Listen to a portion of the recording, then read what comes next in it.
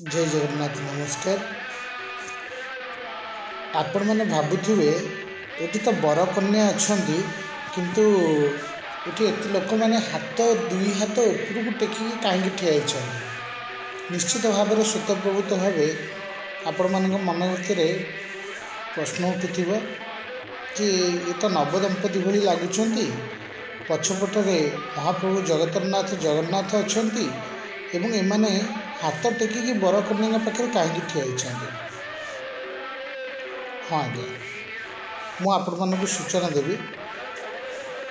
आमर camera team आज पहुँची जगतसिंहपुर जिला सरलपुर ग्राम आज हूँ तिथि माघ मास शुक्लपक्ष नवमी तथा इंग्राजी 18/2/2024 तारीख रविवार श्रीजुक्त गौरांग गोछायत एवं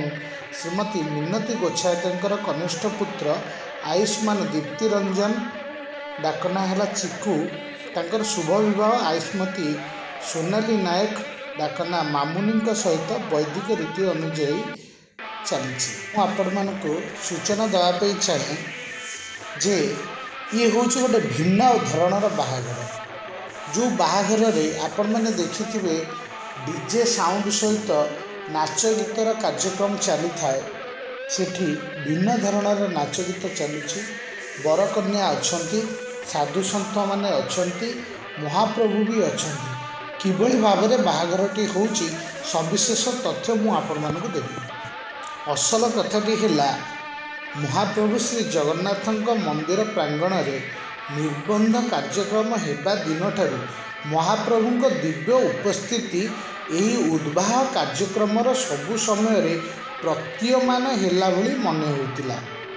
बरजात्री शोभायात्रा ठारू सात्विक भोजन पर्यंत बर कन्या देवभक्ति और ईश्वर विश्वास ठारू ब्राह्मण मानक वैदिक मंत्र ध्वनि पर्यंत सते जेपरी एक नियारा ढंग से विवाह अनुष्ठित होता ताहा सेठार मध्य देखा मिलूला से समग्र जिले में उक्त विभागर एक चर्चार विषय सृष्टि कर सारी 22/2/2024 तारीख गुरुवार चतुर्थी कार्यक्रम अवसर में महाप्रभु श्री जगन्नाथ चतुर्धा मूर्ति दिव्य उपस्थिति रे चारण माने विष्णु सहस्रनाम 15 अध्याय भागवत गीता हनुमान चालीसा आदि पाठ करी संध्या मंचर नवदंपतिकर दाम्पत्य जीवन सुखमय पाई प्रार्थना करथिले। यापरे श्री जगन्नाथ महाप्रभुंकर भजन कार्यक्रम मध्य अनुष्ठित होइतिला। जय जगन्नाथ ध्वनि रे यह एपरी एक आध्यात्मिक वातावरण सृष्टि होइतिला ताहा अधुना प्रचलित विवाह आसर परि लागुनथिला बरम यह भिन्न एक देव दंपतिंकर विवाहघर परि अनुभूत होइतिला। यही कार्यक्रम रे कृष्णानंदपुर चारण शाखार सभ्य अनिरुद्ध बारिकी दलपति सरोज साहू कोल्लटा चारण शाखार दलपति देवेंद्र कुमार दास सीडीए शाखार दलपति तथा बामरा निवासी विनोद बिहारी लेंका और विनोदिनी लेंका किलीपाड़ शाखार दलपति दीपक कुमार साहू ओड़गदा शाखार दलपति राकेश कुमार पलाई विजुपुर शाखार दलपति देवेंद्र साहू नाउगाँ थाना गोरेईफांडी अधिकारी दिलीप कुमार महापात्र कटक मंडल संगठक तरुणी सेन लेंका मधुपाटना शाखार सभ्य विजय बेहेरा जगतपुर शाखार उपदलपति सुशील बेहेरा मधुपुर शाखार दलपति भास्कर प्रधान सदानंद पाल बाईधर पाल राधा माधव भजन संध्यार प्रतिष्ठाता तथा कंठशिल्पी सुशांत कुमार साहू कटक मंडल संयोजक सुशांत कुमार दास कटक जिला संगठक लिंगराज पति महोदय श्री जगन्नाथ पाट सेवा अध्यक्ष श्री दुर्योधन साहू दैतापति सेवक श्री रामचंद्र प्रधानी देवशर्मा श्री जगन्नाथ महाप्रभु अनन्य भक्त डॉक्टर श्रीकांत परिजा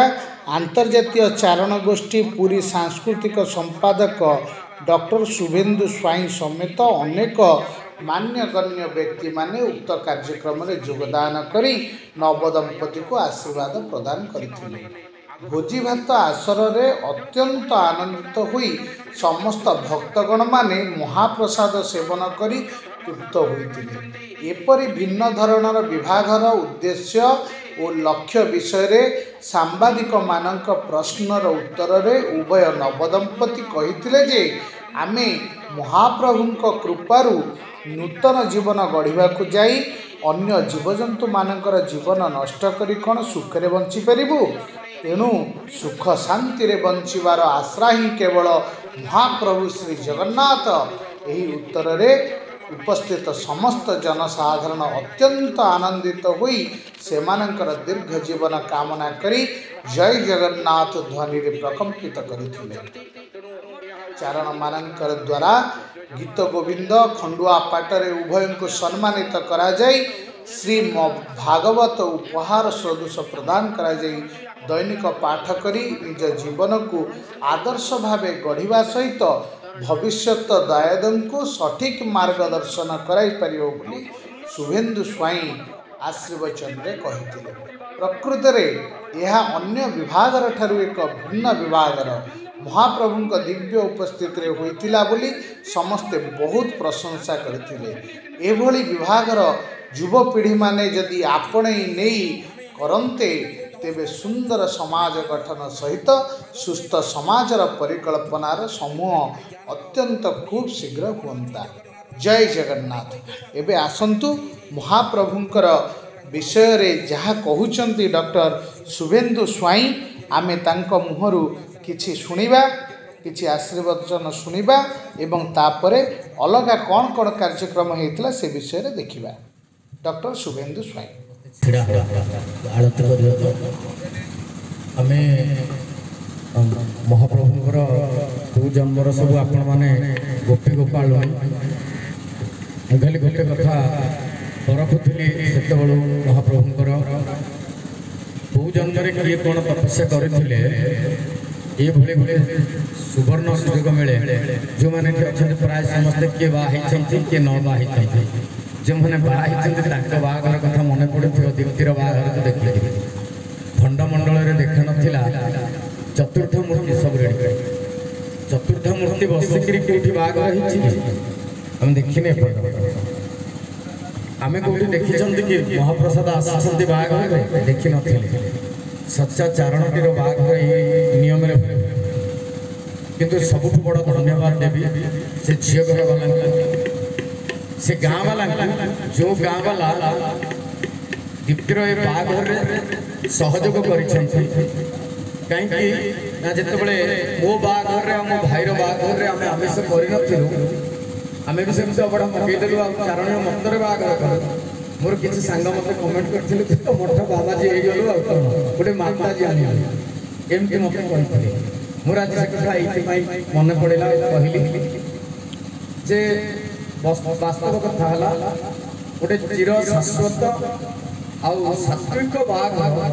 आम देखा पाती आज आम ये एक दिन आम दीप्ति को ये खाली आसना आशीर्वाद आशीर्वाद नवा को पड़े आसे आउ सब सौभाग्यवान होती जो मैंने आज भोजी सहित साथ देते बिना द्विधारे सी खुशी अच्छी जे सी भी सन्देह पड़ता कि भाई समस्त आसवे कि आमर मार्गदर्शन थिला जदि वास्तव में यह बाघ जदि जगन्नाथ आसवे तार जिते बंधु बांधव कुटुंब समस्त आसवे आसवे कि नहीं आपण मैंने भल पाई सहयोग कर किसी ना चका तो सब देखुची जो मैंने भल पाइबा देखिक टाणी आसी आज देखुं अंतर्जातीय चारण गोष्ठी चतुर्धा मूर्ति बसी आम चाहूँ वास्तव में सबुआड़े बाघर ये प्रवचन किसी अर्थ ना प्रवचन किसी माने ना भजन किसी माने ना आम मैंने गोटे बाघर 50टा छेड़ी काटा सी बाघर 15टा छेड़ी काटी आम 20टा छेड़ी काटा सी पुअर बहुत खातिर अच्छे आम से 60टा छेड़ी काटा 60टा छेड़ी को निर्यातना ताको निर्मम भाव में हत्या करी आम 2टा सुंदर जीवन आशा करवा केमिति। आपण माने देखुथिले डॉक्टर शुभेन्दु स्वाईंकर शुभ आशीर्वाद। बर्तमान आमे शुणिबा जे ए बाहाघरर स्वतंत्रता कौन अछि। लिंगराजपति अंतर्जातीय चारण गोष्ठी महाप्रभुंकर जे गुणगान करे मु तार गोटे सेवक विवाहर कहले जे प्रत्येक पितामाता चाहती परिणत बयस हेले आमे आमर योग्य सुपुत्र बा सुपुत्री को हाथ को दिहात करदेवा संसार भगवान नियम को पालन करवा। यह एक लौकिक मत जे कि विवाह होची अर्थ जे आमर वंश रक्षा करवा एवं विवाह हुए एथि पई जे आमर पितृपुरुष जो माने ऊपर थांती से माने खुशी हंती काहे कि ना आमर दायाद हमकु किछि न होले आगो को मुक्ति प्रदान करबो। तेणु किभଳି मुक्ति प्रदान करबो जने सुयोग्य पुत्र हेले मुक्ति प्रदान करबो। तेणु पुत्रर कर्तव्य धर्मशास्त्र रे कहचंती जीविते वाक्य पालनम मृते भूरि भोजन जीविते वाक्य पालनम मृता है भूरि भोजन गया या पिंडदानिष्ठ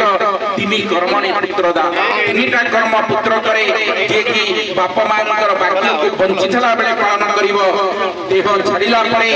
भूरि भोजन ज्ञाति कुटुंब को देबो एवं प्रयाग बा गंगारे तंको अस्थि विसर्जन करिवो। ये तिनिटा मुख्य कर्म पई विवाह संपन्न होई थाए पितृपुरुष मुक्ति पाइबा पई। तेणु आज हमर सनातन वैदिक संस्कृति रे महाप्रभु को साक्षी रखी दीप्ति भाई आगो को जाउचंती। तेणु यह होची वैदिक सनातन कर्तव्य। जय जगन्नाथ। विवाह रे आमे आमिष भोजी सब दउ ए विवाह रे आमिष होउनी ए बाबद रे हम गहन रे अछि आम चारण संगठक तरुणी सेन लेंका मोदा हम तांको पचारि होछि तरुणी। जय अति सुंदर कथा अति सुंदर व्यवस्था जहाँ दीप्ति भाई परिवार माने सुंदर भाव जीव हत्या कर आनंद अनुभव करें जीव हत्या कर पाप आम बुझेनी कि आम भोजी